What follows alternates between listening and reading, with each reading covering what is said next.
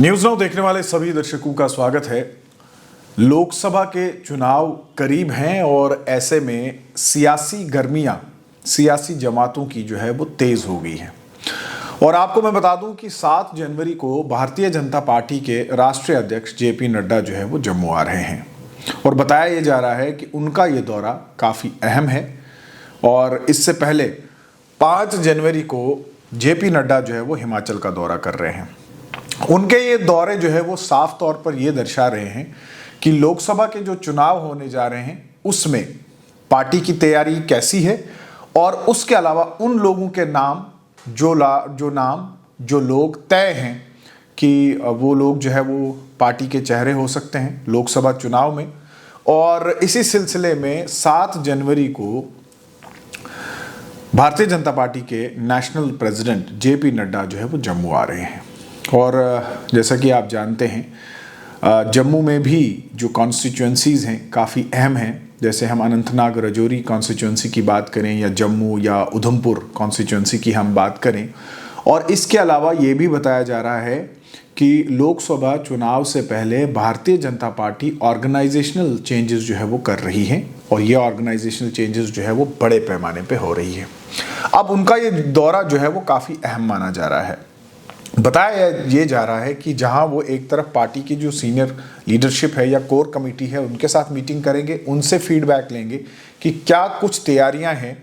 Bharatiya Janata party की जम्मू कश्मीर में लोकसभा चुनावों को लेकर।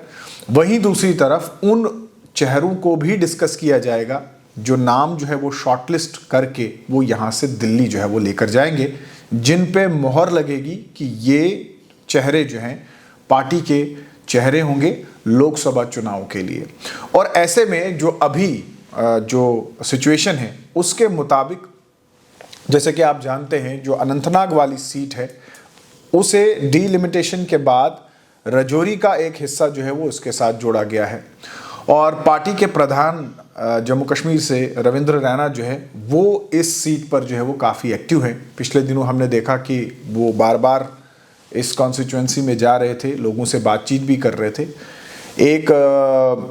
एक विजिट के दौरान उन्होंने ट्रेन का सफ़र भी किया जहां पे उन्होंने लोगों से बातचीत भी की, फीडबैक भी लिया। तो बताया ये जा रहा है कि हो सकता है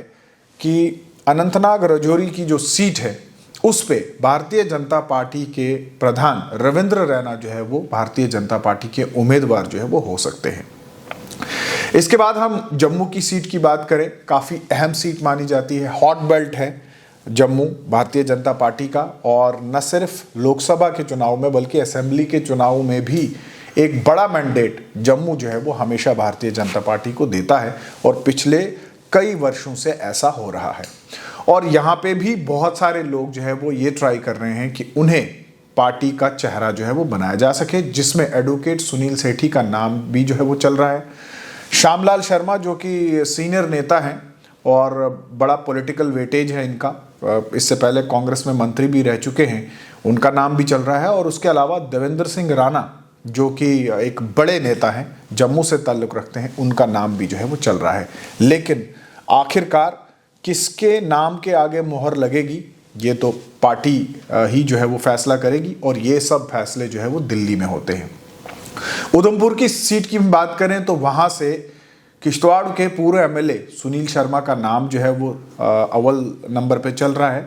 उसके अलावा ये भी बताया जा रहा है कि अगर ऑर्गेनाइजेशनल चेंजेस जो है वो की जाती हैं और ऐसे में सुनील शर्मा को जो है वो प्रधान बनाया जाता है जम्मू कश्मीर भारतीय जनता पार्टी का, तो देवेंद्र सिंह राणा जो है वो उधमपुर से चेहरा हो सकते हैं भारतीय जनता पार्टी का। हालांकि ये सब चीज़ें जो है अभी डिस्कस हो रही हैं, इन पर कोई मोहर नहीं लगी है। लेकिन अगर हम वेटेज की बात करें, हम वजन की बात करें तो जाहिर सी बात है भारतीय जनता पार्टी भी उन चेहरों की तलाश में होगी जिनकी एक्सेप्टेबिलिटी जो है वो लोगों के बीच में होगी। और हर कॉन्स्टिट्यूंसी के ऊपर जो है वो होमवर्क किया जा रहा है और ये देखा जा रहा है कि कौन सा चेहरा फिट जो है वो बैठता है कॉन्स्टिट्यूंसी की पॉपुलेशन और डीलिमिटेशन के बाद जो रीऑर्गेनाइजेशन हुई है उसको देखते हुए। जैसे कि मैंने कुछ कॉन्स्टिट्यूंसीज का जिक्र भी किया और इन कॉन्स्टिट्यूंसीज में देखें तो अलग अलग जो है वो इश्यूज हैं। हम अनंतनाग राजौरी कॉन्स्टिट्यूंसी की बात करें तो यहाँ पे कोशिश भारतीय जनता पार्टी की ये है कि अगर ये सीट लेने में ये कामयाब हो जाते हैं तो कश्मीर में भारतीय जनता पार्टी का ये पहला खाता खुलने की बात हम कर सकते हैं। और इससे पहले आप जानते हैं पिछले इलेक्शंस में यहाँ से जम्मू कश्मीर नेशनल कॉन्फ्रेंस के हसनैन मसूदी जो थे वो कामयाब हुए थे और भारतीय जनता पार्टी के कैंडिडेट को जो है वो उन्होंने हराया था। इस बार कोशिश उनकी ये है, और ये जो रविंद्र रैना को पोर्ट्रेट किया जा रहा है उसकी वजह ये है कि इस बार राजौरी का भी एक हिस्सा जो है वो अनंतनाग के साथ जोड़ा गया है। तो वो डोगरी भी बोलते हैं, कश्मीरी भी बोलते हैं, और जो उनका वो जॉली नेचर है वो कहीं ना कहीं इस कॉन्स्टिट्यूएंसी पे जो है वो फिट बैठता है। और पिछले अगर